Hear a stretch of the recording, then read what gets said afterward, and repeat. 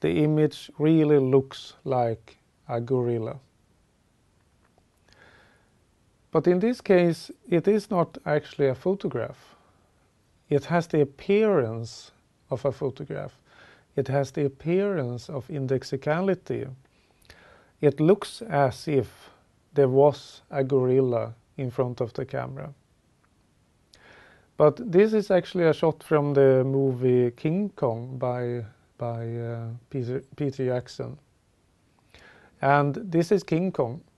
And King Kong didn't exist. So this is computer graphics.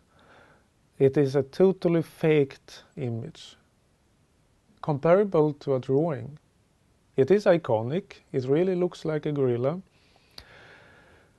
But it isn't indexical. There never was a gorilla in front of the camera.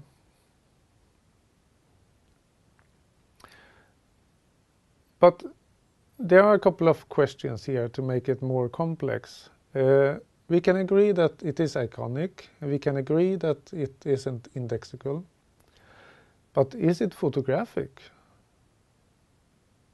That depends on how you define photograph, because if you define photography with indexicality, then this is not a photograph. But what about all these other images that we take with our digital cameras? If an amateur takes a digital image with his camera and then manipulate that one in Photoshop, some of the indexicality is taken away. But how much indexicality, how much manipulation can you do before the indexicality is taken away and you don't have a photograph anymore? Maybe it is more reasonable to think that a photograph doesn't have to be indexical. Maybe you can say that a photograph, the definition by a photograph is that it is instead highly iconic. It has high resemblance to the reality.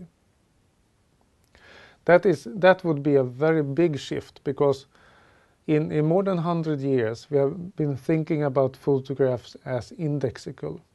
But the capabilities of digital manipulation of images are maybe forcing us to reevaluate the photograph and redefine photograph and say that a photograph is partly indexical, but it doesn't have to be indexical. And a photograph is highly iconic. But what about a very well done airbrush drawing? Is that photographic? No, probably not. But where is the line of photograph in that case? Might it be that a photograph has some indexicality? Does it have to have some indexicality to be a photograph? Well, to complicate it even further, if we look at the computer graphic image of King Kong, one thing is very important to understand, and that is that when you do computer graphics, even though the image is generated by a computer, parts of the image is not made from scratch. If you look at the hair, for example, on King Kong, the hair is computer generated, and it is created by a mathematical algorithm. So the source of the hair image is mathematical, just lines of code. But when you do a 3D model like this, and when you do computer graphics, you very often use textures also. If you look on the face, for example, the colors of the face, or if you look at the gash, the wound that King Kong has on the chest, that is probably made with textures, and textures are two-dimensional images. that you stretch across the 3D model and make it more realistic. And you do those images in Photoshop, usually. So the patterns, the colors in the face of King Kong comes from an image, a texture, that have been created in Photoshop. And in Photoshop you can paint these textures from scratch with a digital pen, a vacuum board pen, for example.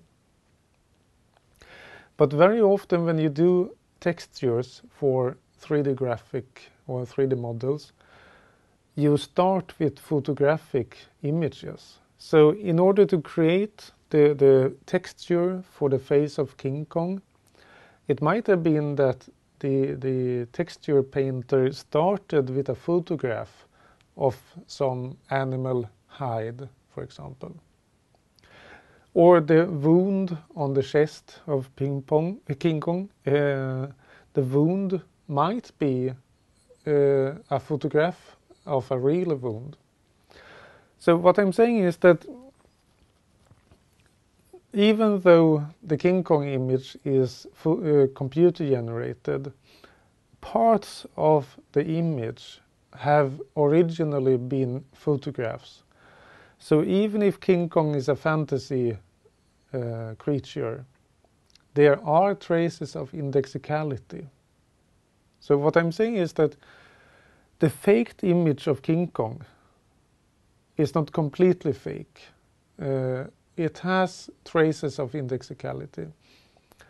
And actual photographs of a gorilla, of a real gorilla, can be manipulated and lose some of its indexicality. So the line between a photograph that is indexical and a computer graphic image that are only iconic, that line is very blurry. And maybe we have to accept that there are different degrees of indexicality. There are different degrees of photographicness, so to speak. Here's another shot from War of the Worlds by Steven Spielberg. And the alien war machine, the tripod that we see reflected in the car window, that one is of course added with computer graphics. It is non-indexical. And here you could say that the movie makers have really want to show their capabilities. Because making that kind of insertion of a computer graphics object in the windshield of the car and get all the reflections, all the distortions, to get that right is very difficult. So my interpretation is that the movie makers are saying two things. They are saying that, wow, look, it is really there, the war machine, because we can see it in the reflection. It is real, because we can even see it in the mirror. And at the same time they're saying, look how good we are at this magic. They are trying to impress us with their high degree of iconicity, resemblance. It really looks photographic. But then there are other movies that very much blend iconicity and indexicality. Like this one, the Sky Captain and the World of Tomorrow. This was a movie that partly was shot with a camera. So partly it is indexical. There were actually actors in front of the camera, but then the environment and everything else around the actors have been computer generated. So what we see in this image is partly photographic, but it is also highly manipulated. So it's a kind of mix between a drawing, a painting, and a photograph. And maybe we have to accept that there is no sharp line between a drawing and a photograph. This is a screenshot or an image from the computer game Mirror's Edge. And is this photographic? Is this photorealistic? You could say that it is actually both photographic and not, because some aspects of the image are saying to us that, wow, this is real, this is photographic. The realistic shadows and almost completely the shadows and how the light flows between the buildings. That is trying to convince us that this is reality. But at the same time, there are other things in the image that very intentionally tells us that it is not reality, it's a computer game. The buildings are mostly white, with some primary colors in red and blue, and that doesn't look realistic. And there is no people in the streets.